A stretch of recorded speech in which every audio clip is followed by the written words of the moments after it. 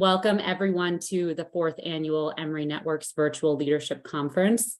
For those of you who don't know me, and I did tell you back in January at our leadership workshop that by now you would be sick of my name and seeing my emails come through your inbox. So I do hope that I followed through on that promise.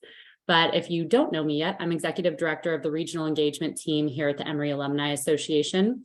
And I'm joined by my fantastic colleagues. Most of us are in these lovely blue polos, and you will be speaking with us throughout the day in breakout conversations. As we talked about, I know you all have many competing plans on your summer Saturday. We're not in the thick of COVID anymore, so lots going on. So for those of you here today live, I applaud your dedication, and I promise you that this time will fly by and we will make good use of it. But certainly I realize you're moving around, you have to get in the car. I know some of you are dropping off kids, sit by the pool, do whatever you need to do. You can come on and off video. We will make sure that it's interactive today, but we also have some moments where it's more listening. So please come in and out, but we appreciate so much that you're taking the time to be here today, because I do think you will get a lot more by joining us live. The goal of today is to give you information that you need to represent Emory, succeed in your leadership role, and know that you have a community supporting you along the way to make it even more rewarding and fun. Today, we're going to give you the inside scoop on what you can expect from the Emory Alumni Association in the year ahead. You will get some expert insights that you can immediately apply both in your volunteer leadership roles, but we hope also in your professional and personal lives. And last, but certainly not least, usually everyone's favorite time, is spending time in conversation with fellow board members and understand that you do have a community who identifies with the complexities that are associated with managing and growing a network. And so hopefully you'll walk away either getting some new tips or feeling more confident in the way that you are approaching things. Of course, this content will be made accessible on our volunteer toolkit that we will continue to revamp this summer. But please note that our interactive sessions cannot be recorded and they do rely on your participation. So if you have to pop out, please come back in at 1:15 Eastern time for that. As I said earlier, this is a casual and interactive space. It is about this community, and I know many of you don't get to interact with each other outside of these conferences. So please use the chat, drop questions, ideas, comments, whether they are snarky or serious, please drop them in. Let's have fun during this, and know that there will be time for Q&A in each section. So before I turn it over to our first speaker, Cutler, I promise I'll get to in a minute, I do want to recognize the tremendous energy that we are experiencing this year and just give you all a silent round of applause and kudos from over here. We have come a very long way since we gathered at this time last summer, for those of you who were with us then. Right now, we have almost 300 volunteers. I swear I'm going to recruit 2 next week, so we can just say 300. And you all represent over 55 domestic networks. I say plus because I know some of you are representing committees within those networks that are almost your own independent group. But you all represent over 55 groups across the US. And those numbers are fantastic, but they still don't explain or help us understand why this is such a significant moment. We spent this past year working together to reset after the COVID years.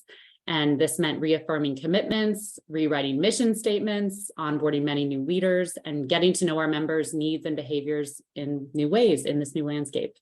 So we've gone through a lot together, and we've experienced more events that sold out or reached attendance goals than I can recall in my entire 8 years at the Emory Alumni Association.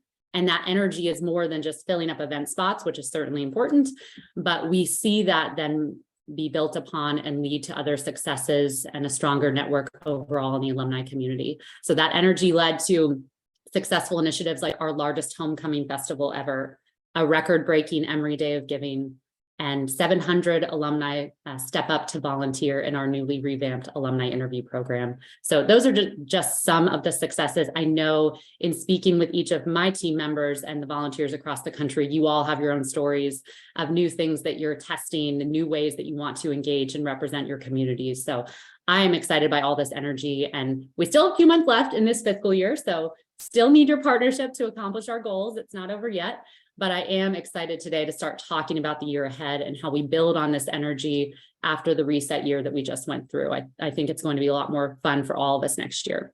My team strives to bring you all more clarity and consistency this year so that you can achieve your personal and network goals. And that's why I am pleased to turn it over to Cutler Andrews.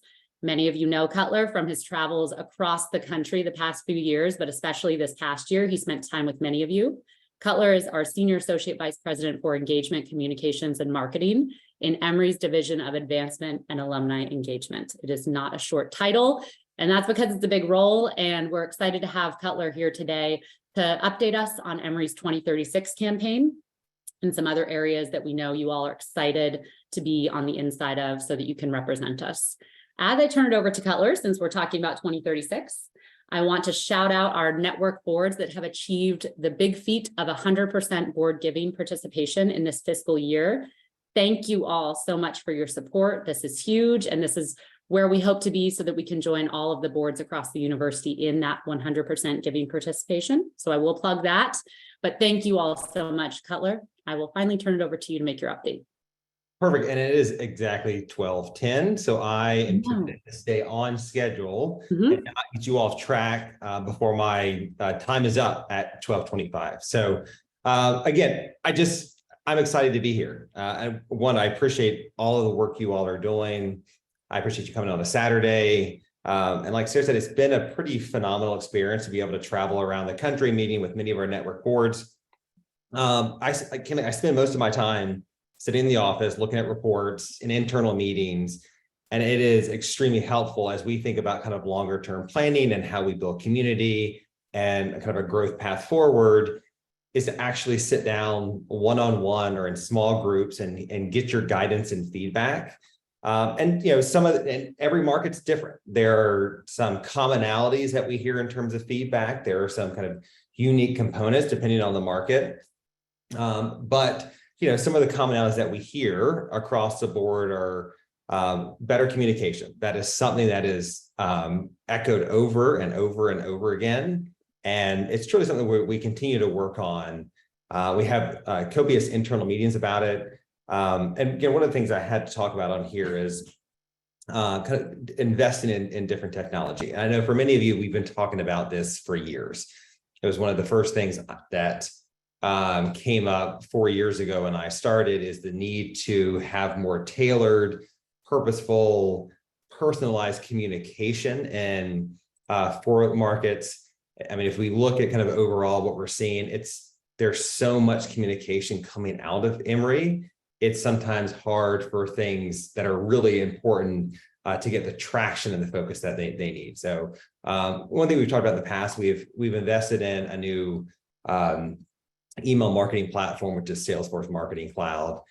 It's just been great and has a ton of sophistication to add different levels of personalization, building out marketing automation, but it still sits on a back-end platform, which is our current CRM, which is AWA. We're in the midst of transitioning over to a Salesforce CRM background, which those two combined will give us a much greater enhanced capabilities around communication, marketing, tracking, reporting, customization as well there. So there's that big component.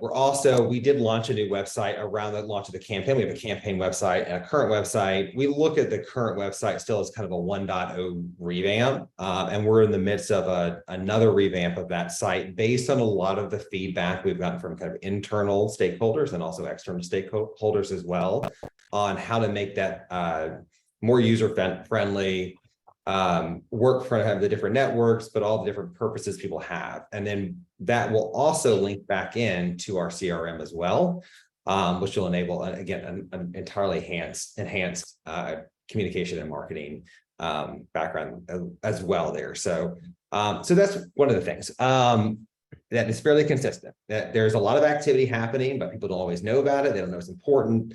They don't see these things. We've also heard kind of the variability of engagement strategies we need in the market.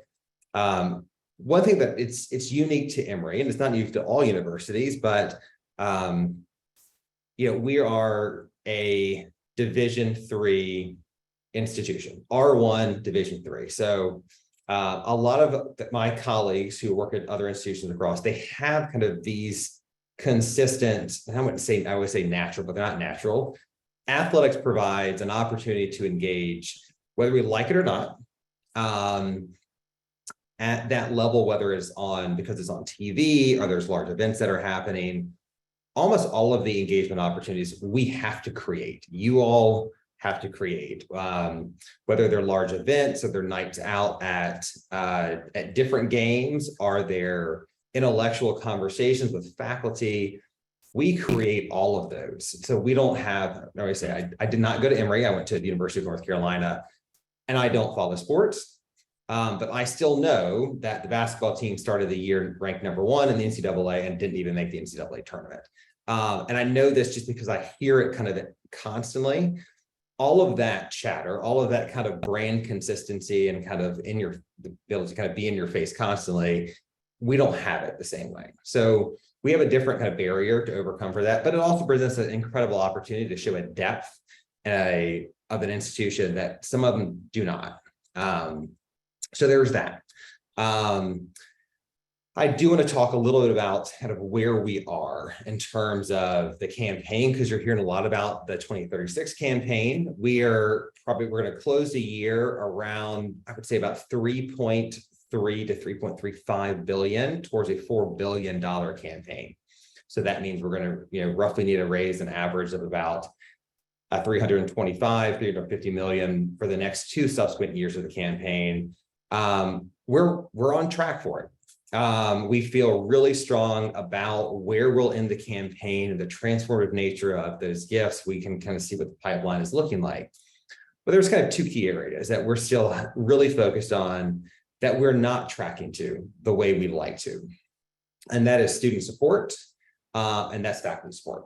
And so when we look at that, and we're talking about the endowment to support those 2 areas, we had is a large commitment by President Fenves and Provost Belanconda to really build up a greater endowment for student scholarship so we can continue to recruit and retain the best student scholars possible. Also, professors as well. So endowed professorships are extremely important. So as we kind of head into the last 2 years of the campaign, we are really focusing in there to make sure that we're able to kind of close that gap. Because Greg will say, President Fenves, even if we hit 4 billion, if we don't hit these other critical benchmarks in terms of our goals, he's not going to see it as successful. So that is kind of one of the areas that we're focused in on quite a bit. So Greg has put up 50 million for a match, or sorry, 25 million for a match for professorships. Sorry, I every time I call him President Fenves to his face, he corrects me. So I've gotten this habit of saying Greg. Okay, I let them know, Cutler. You're not being disrespectful. Overly familiar, and I don't mean it to be because it's still, but he had to correct me so many times. I had it ingrained in myself. So there's that element. If I look at just this fiscal year alone, it's pretty exciting. I mean, we have a goal to engage 50,000 alumni. We are currently at 43,000, so that's 86% towards our goal. Those last 14% are really tough because we've done a lot of activity, but we're still hyper focused on making sure we close that, because that engagement is our pipeline. It is where we start. It builds that funnel. It gives momentum. It is that sense of community we're trying to build there. We're not looking for nascent one-off engagement. We're really looking for that consistency in engagement across the board. Donors is tough. So our goal this year is 14,500 alumni donors. We're currently about 11,000 or 11,830-ish. So 82%. It is a really difficult market. So Giving USA just did a report this year. This is one of the first years that overall dollars are down. Donors have been on decline for years, and especially in higher education. So if I look at some of the current stats in higher ed, about 84% of universities and colleges are down in donors this year. We are tracking slightly ahead. And we're kind of putting everything we have at it. And the reason why it's so important, because it is a leading indicator of future philanthropic support. And so we're making sure that we're kind of building that consistency, making sure we're articulating the needs better, but we're also kind of building that pipeline for future sustainability for Emory. And it's been a challenge. It's been a challenge for 20 years as a decline in donors, but it's something that we've been hyper focused on. I will do a quick aside, but we could probably spend an hour on it, is if people are tracking US News rankings, one thing we've talked a lot about is alumni participation, especially undergraduate alumni participation being a factor in university rankings. That will change. They dropped that metric as of in for next year. So we're trying to figure out what that actually means, because there's a lot of other ways those metrics that we can still participate and help position the university in a stronger stance in that way. But that is something that it is going to kind of shift the dynamic, and a lot of new chatter within the sector about what that actually means. So that's a big component right there. I have 5 minutes left. And so what I want to do is I want to pause here for questions. And I cannot see you all, let me see if there. I know, we can go back. We'll go to gallery mode for this. I can see myself, and it just is. We'll go to gallery mode for questions Okay, to make it a little more inviting. I did that. I unspotlighted. Cool, thank you. All right, Denise, now I have it spotlighted on you. I think that's on me. Okay, all right, so Donnie had a question. Student support is key, especially when we're looking, that was a comment. Any questions for Cutler? If not, I will go ahead and ask one. And so, and actually, Donna, so I'll address that. So, I mean, I think one thing that Emory announced a little over a year ago is no loans no need-based loans any longer. So we are meeting all of the needs of our students with grants and scholarships, as opposed to having to take out loans for need-based loans. They can still take out loans. This is for undergraduate currently. So if you look at Duke, you look at Rice, you look at Yale, you look at law school, it's been a natural trend in this. Now, one thing that's important to acknowledge is that about 86% of student financial aid support comes from operational dollars. That's compared to our peers, it's a really, really high percentage. It's because we don't have a large endowment for student support. That also means that dollars that we could be pushing towards student mental health services, international traveler student for research support and so forth is being siphoned over to financial aid. So that's why that push to increase scholarships is also important there. Okay, great. So Kieran raised a question, Kieran in New York, about how he should encourage his alumni friends who are not in his same city to support Emory or be engaged. So Cutler, you're welcome to give your thoughts on what you think the most important areas are for folks to support Emory and be involved. Yeah, no, so I think there's many ways. I think you can be involved through Eagle Connections, you can be involved through Emory Connects. There's a lot of ways. I mean, our students are clamoring for interaction with alumni, and I think sometimes early on they're nervous about it. So one thing we've had a little bit of struggle with is getting students to kind of open up and come out. One of the great things about our partnership with the Pathway Center now is they're also kind of coaching students on how to leverage the alumni population. So making sure that we're there to support. There's also extreme value and alumni supporting alumni. That's actually been really fun to kind of come visit the different networks and see these interactions of people making these connections. We had an alum in LA who went to Emory for undergrad, was just finishing up her degree at UCLA for MBA, and was there making connections for kind of future career growth. And those things are important. The fact that, you know, what I always say is that I want people wherever they move, wherever they go to Des Moines, Iowa, or Omaha, Nebraska, or they go to Denver, Colorado, they can tap into that network. And there is that common bond there to help kind of create a sense of community and resources they might not have otherwise. And I know you have a long list, Sarah. All right. So yes, we can certainly, Karen, we can talk about this afterwards as well. All right, Linda Gross, you have a question. Yeah, 14,000 is like a really big number. I always try to do things in numbers in trying to make it smaller. And I took 14,000, you said there were 300 volunteers. And that would be, if each volunteer reached out to try to cover it, was 46 individual peoples. But what can we do as alumni to reach out besides our network? I know a few years ago for giving, I reached out to young alumni who I didn't even know, and then knowing their bio, I could, what information they gave, I could connect on some level, like if they were on the swim team or whatever. Is there something that we can do? Am I making any sense that? No, Linda, you have, and actually you've been phenomenal in this. I mean, we actually talk about you a lot because you're an example of kind of that willingness to reach out. One thing we're doing here in July, late July, early August is really just sitting down, and we're going to get in a room together with some staff and some volunteers around and doing that one-to-one outreach. So we do have Volunteer by Evertrue. We can set up pools. You can do the direct outreach. One-on-one does help out a lot. So sometimes I'll send a personal email thanking somebody for their gift to the tennis program last year, really kind of talking about what that direct impact was.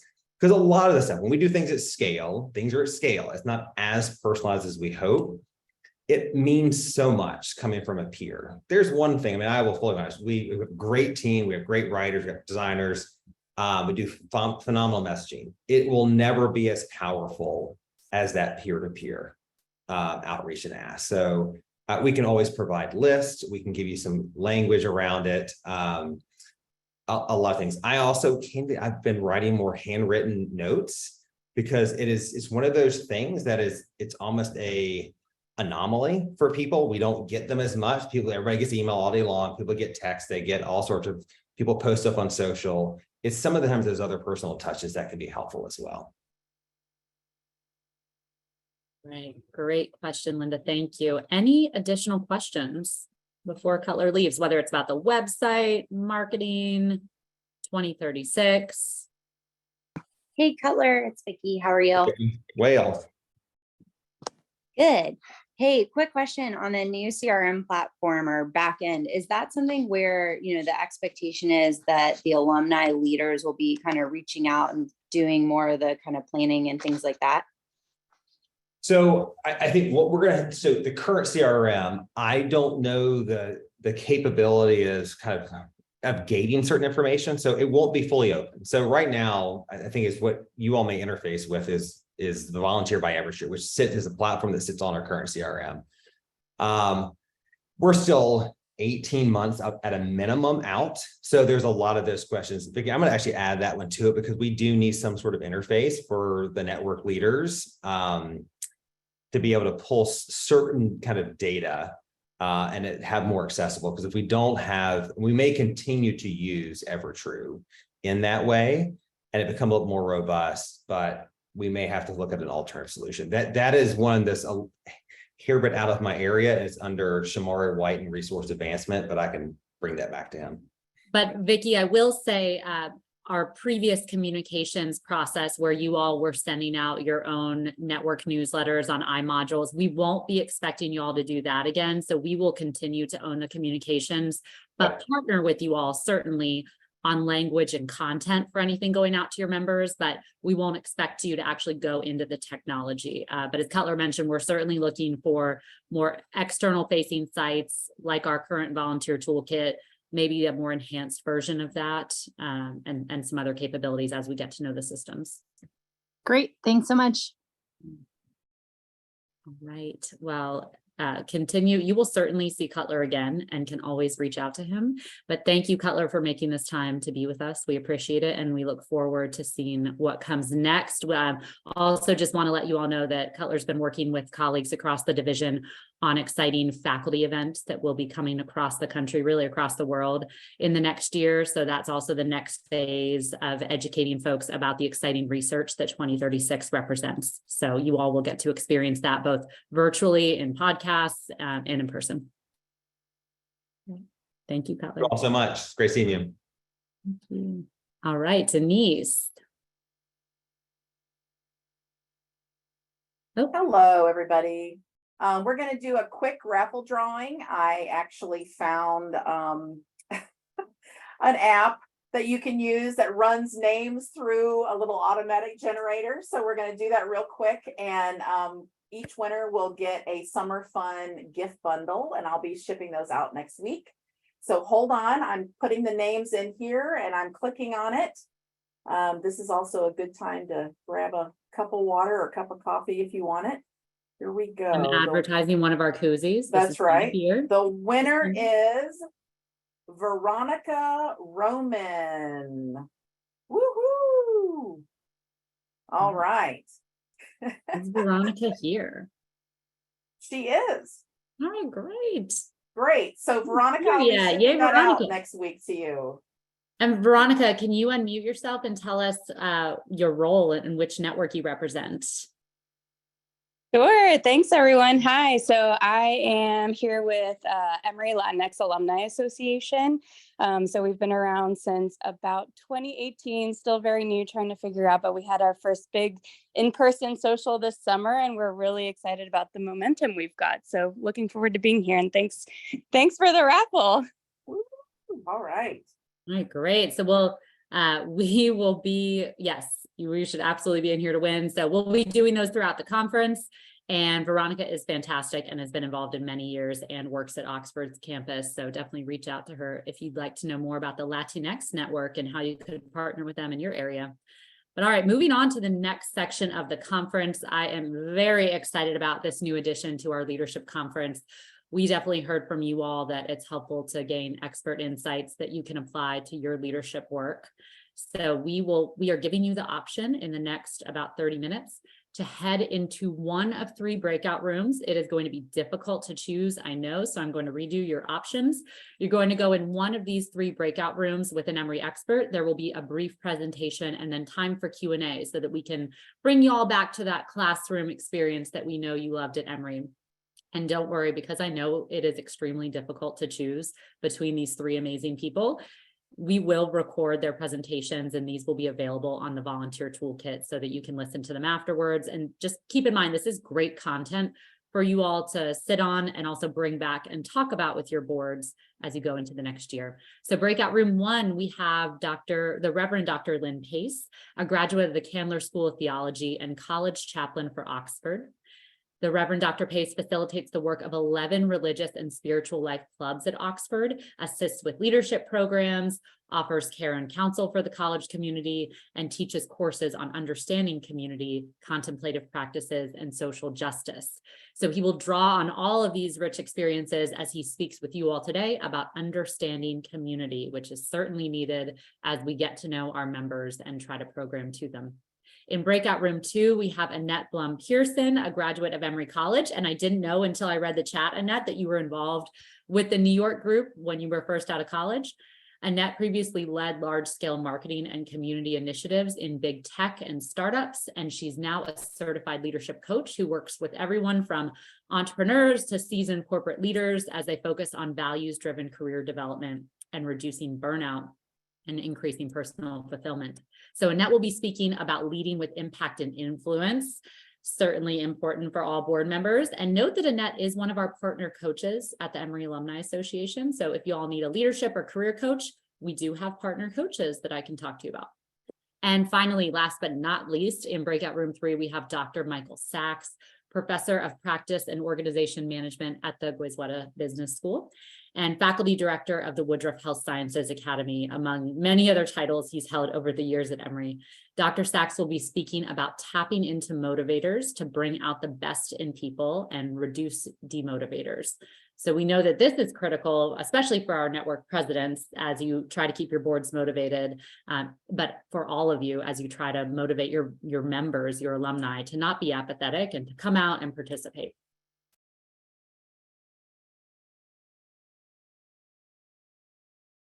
So Sarah asked that I start the slide off with explaining to you all who I am, to just give you a little bit of background. And I thought there is no better way to do that than to show you who I am. I am as she said, proud graduate of Oxford College, class of 1998, and a proud graduate of Emory College, class of 2000. I have been with the Emory, I guess, advancement area. It's had many different names, but Alumni Association, Advancement Alumni Engagement, Development and Alumni Relations, so many different names. But basically my entire career has been in alumni engagement at Emory University. So 23 years for those of you doing the math. And I just am proud and excited to be part of this community.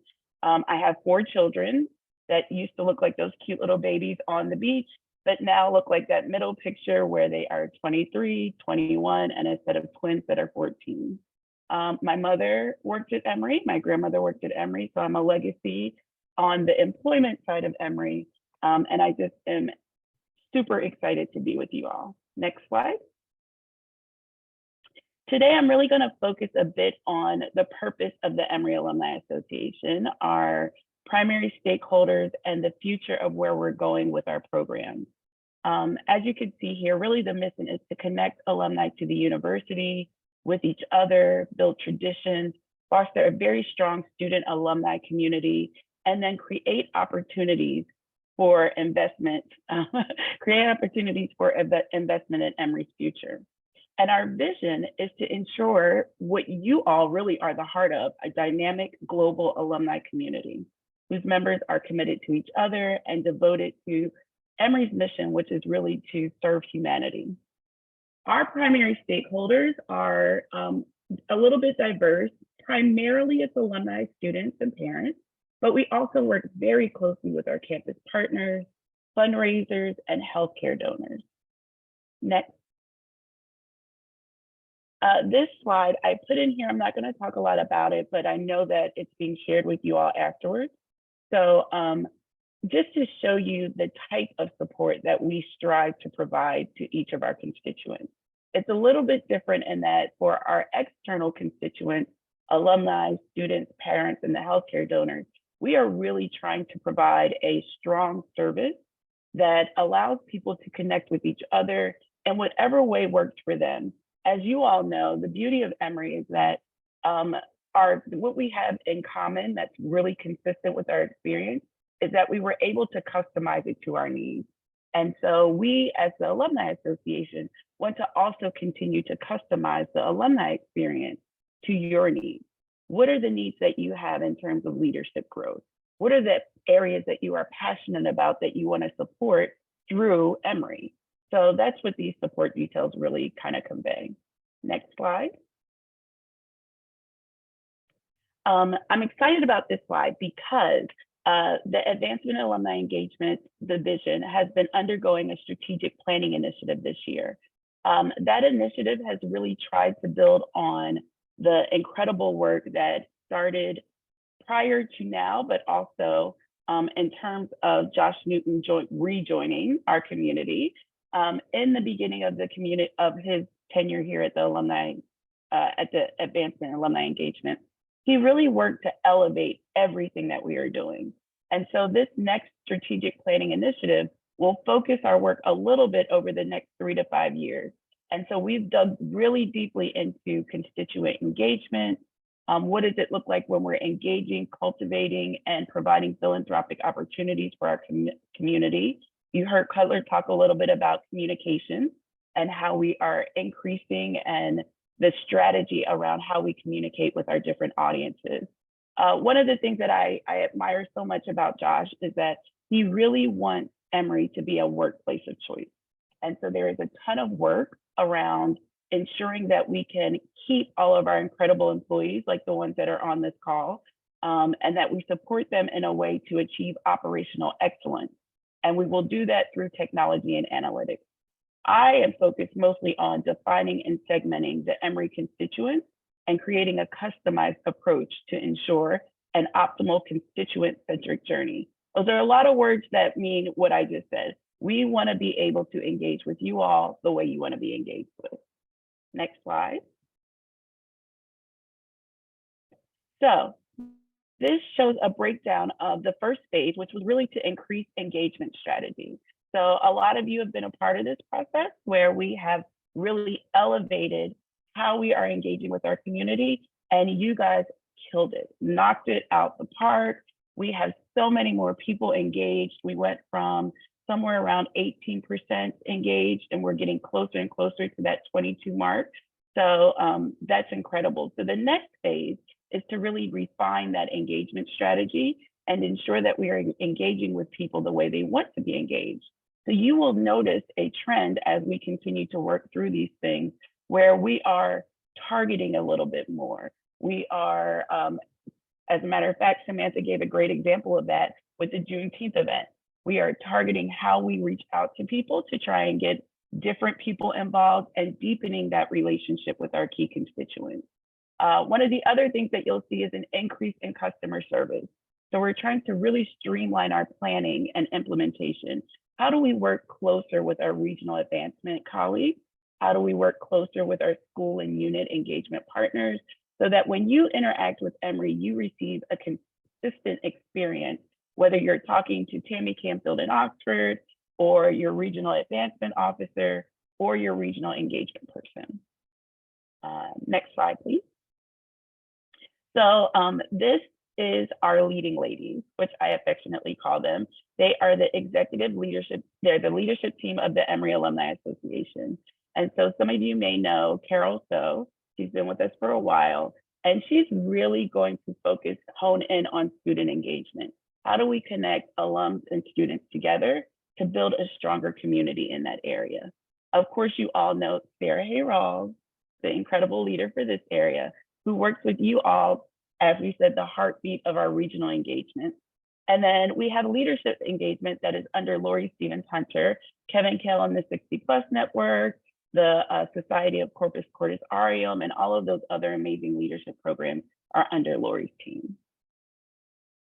Next. So let's start with our student engagement initiative. One of the things that we really want to focus on is figuring out how do we connect students to alumni? How do we remove the barriers around that? How do we expand those opportunities so that they are through the graduate and professional schools as well? And so we're looking at programs that are scalable, like Eagle Connections, where we pair alums with first-year students or students who are matriculating to Emory in a very deliberate way that starts the building of community as soon as the students step foot on campus. We will continue that through other career opportunities with the Pathway Center.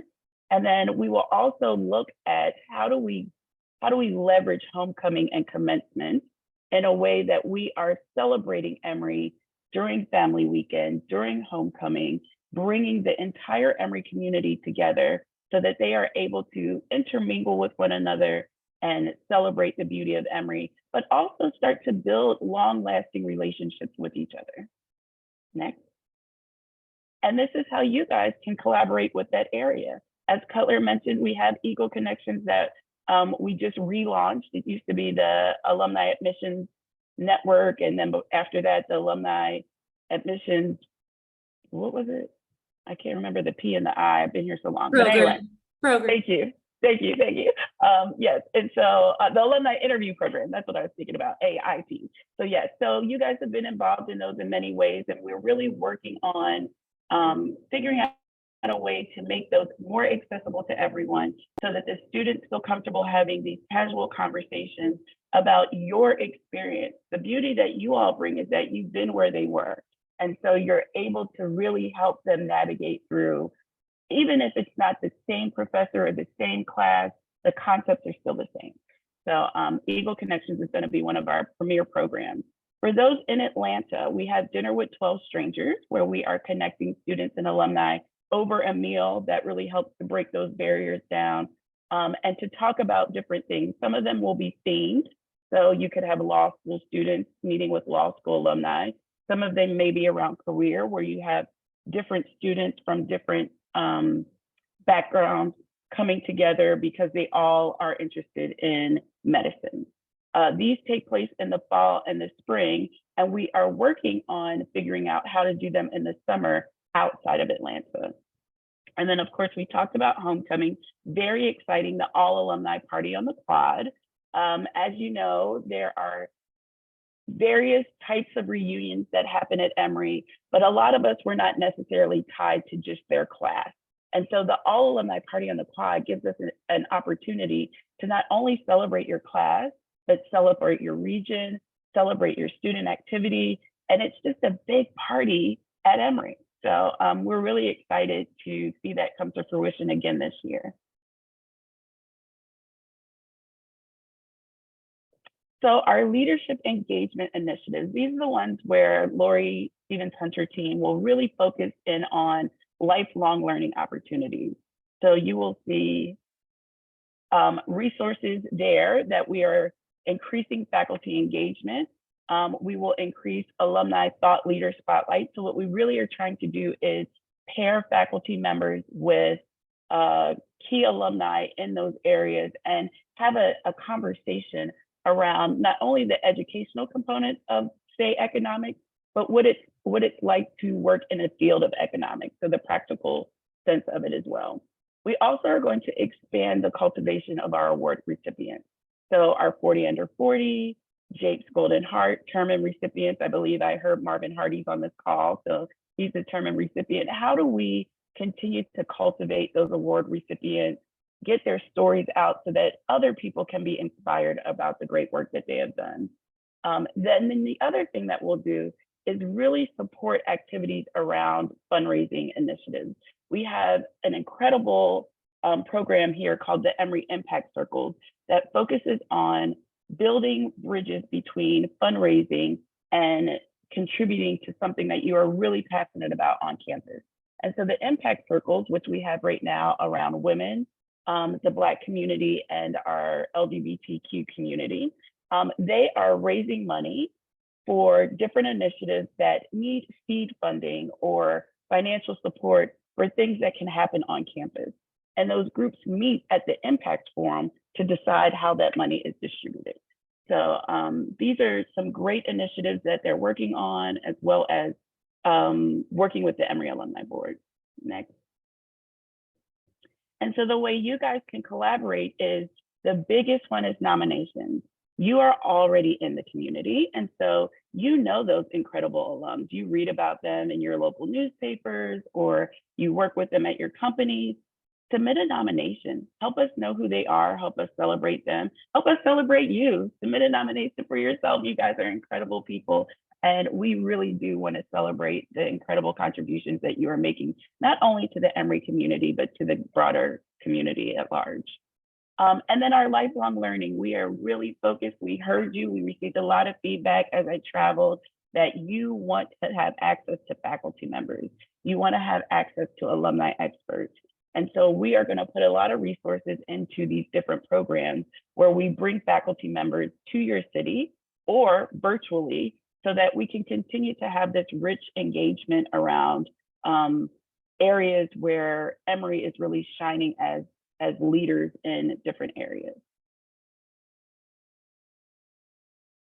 So regional engagement initiatives, you guys know this better than anyone else, but we are working to ensure that you have the support you need from an administrative capacity.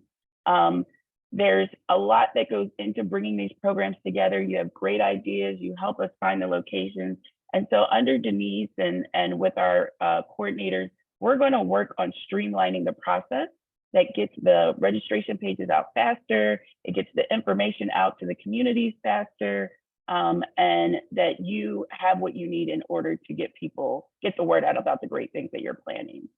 In addition, our team will shift slightly to meeting people one-on-one and in small groups so that they can get to know the community even better. So definitely suggest people that you know in your area that you think would be great for volunteerism, even if it's a one-off, even if they're a tennis coach. I know Jen Foster in New York worked with an alum who's really knowledgeable about tennis, and they did an event around that. And that's incredible because it draws out different people. And we also, once again, get to highlight some of the skill sets that we have within our alumni community. Next slide, please. So yeah, this is where yep, Kieran, this is where we really can use your help. Who do you know that can serve as speakers? Who do you know that can provide locations for events? We will bring the Pathway program to some different select cities. And so we absolutely want alums in the room to interact with students when they come to those different cities. And then our team is working a lot on, with your help, on increasing philanthropic education. So everyone doesn't have to be at the major gift level. Every single gift counts. $5, $10, as Samantha said, $19. And we just really want to get the word out and educate our alumni population that it's just as exciting to engage with Emory through your giving as it is to come out to a party. So we will be working more on that as well.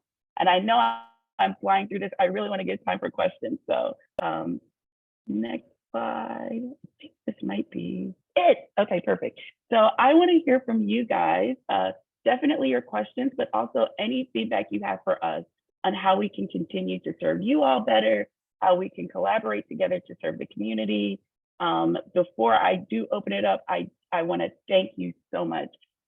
Sarah and Denise and I were talking. This is such a beautiful group. I mean, just your passion, the diversity, all different ways and levels is very exciting to see. So I will stop talking now.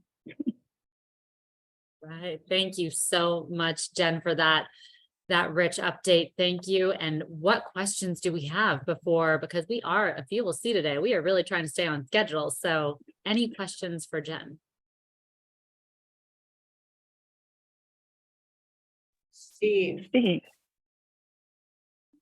Well, you mentioned how you're going to move towards consistent experience.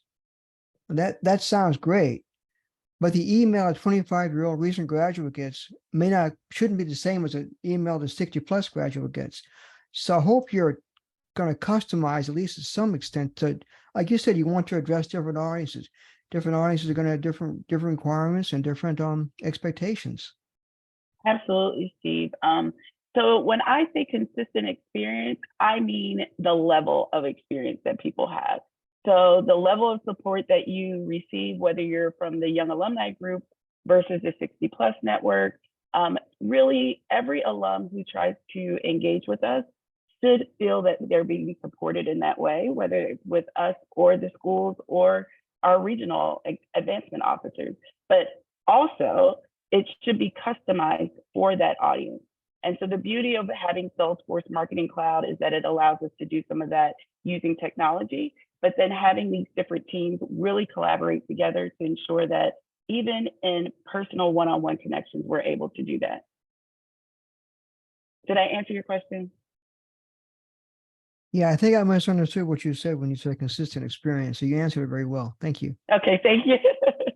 No, and Steve, that is always the dance, right? Figuring out what needs to remain consistent and when we need to adjust based on audience and preferences. All right, any other questions before we move on to our next section? So, yes, please. My name is Christine. Can you hear me? Baker? Yes, and Christine, would you tell us which network you represent? Well, we're going to change the name soon, but Do the new name. Yeah, well, we were doing our revamping our mission and how we want to engage our audience, and we figured it was too broad and we wanted to kind of make it smaller so we can focus truly on the alumni and provide them with the value that they really should be getting as alumni, because we were just too broad. And so now to get back to what we are the Atlanta Women Network. Yeah, so we're changing that, Jennifer. So love it. So we had a great meeting on how we're trying to do a vision statement and kind of bring it to the community so we can engage alumni. So my question to you mentioned about a one-on-one. Can you I'm driving, I'm sorry if you're hearing I had to pull over and put my hazard on. Can you kind of elaborate on the one-on-one? When you say one-on-one, are you speaking of one-on-one within each network, one-on-one with each leader? Can you kind of elaborate on that a little, please? Absolutely. Thank you so much for that question. So traditionally, the role of your regional engagement officer is to support the network. And so that's really you all, the leaders that are in the cities that are doing the work, boots on the ground. What we're trying to do is respond to some feedback that we've heard that sometimes it's difficult to identify volunteers that will come in and join you all in that work. or that it's time to move someone to a different level and you don't have anyone that can come in and take over the great work that you were doing before. And so we are trying to carve out time in the regional engagement liaison officer's time plate. Sorry, let me back up. The regional engagement officers, so Gina, Emily, Amelia, all of them have a plethora of different types of activities that they are responsible for. And so one of that is the administrative functions.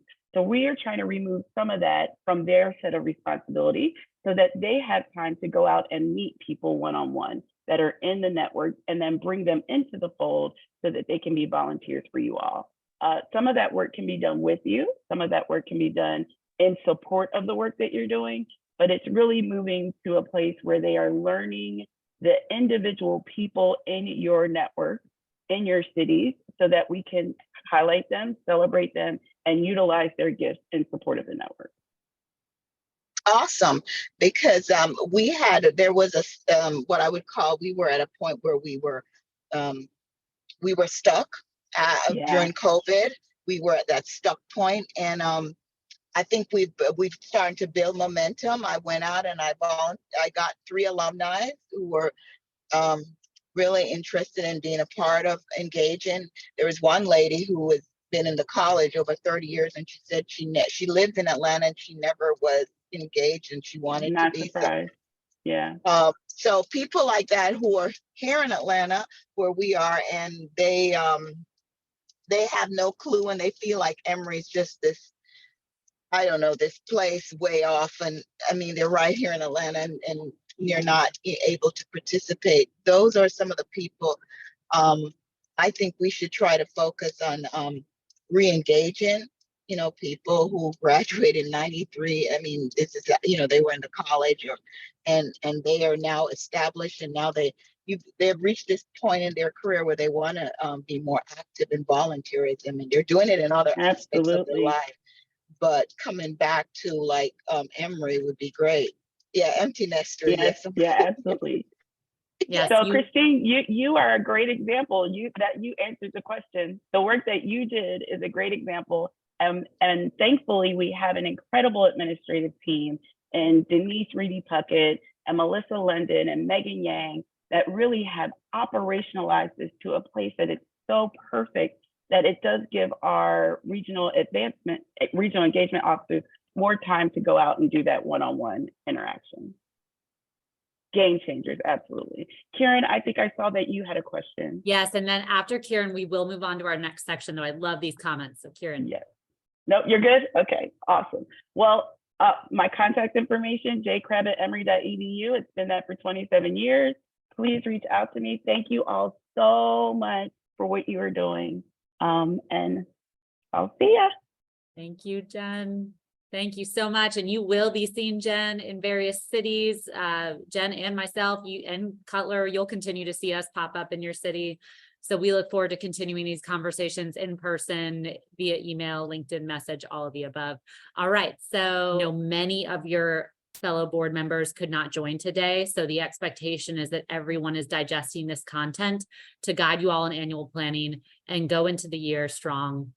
Like I said, there's so much energy to build on, and you all have just done a fantastic job.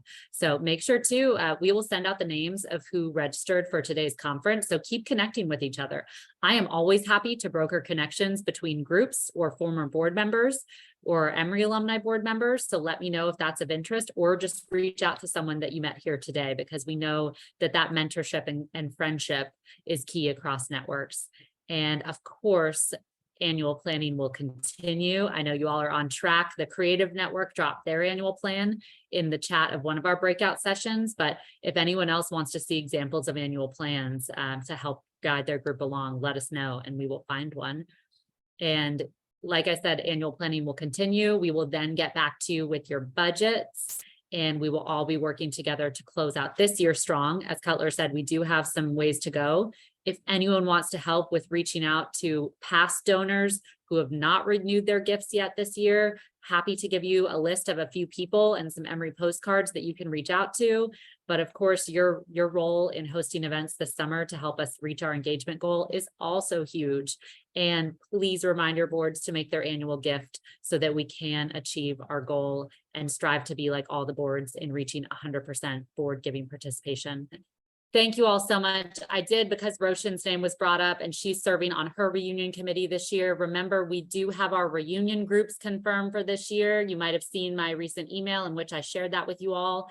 But we are looking for host committee members to add to the current volunteer list who step forward to say that they want to host reunions at homecoming weekend this fall. So keep that in mind too, and keep an eye out for people who might want to volunteer in that very easy but impactful way. So stay tuned for a survey. Again, follow-up content that will be posted on the toolkit, and reach out to me or your staff partner if you need additional guidance in finishing up those annual plans. Thank you all for being amazing. For those of you who joined us live today, you are truly incredible. We appreciate you. Go have some fun this weekend, and we look forward to working with you this year. I'll stay on the line if anyone has random questions that they'd like to ask me.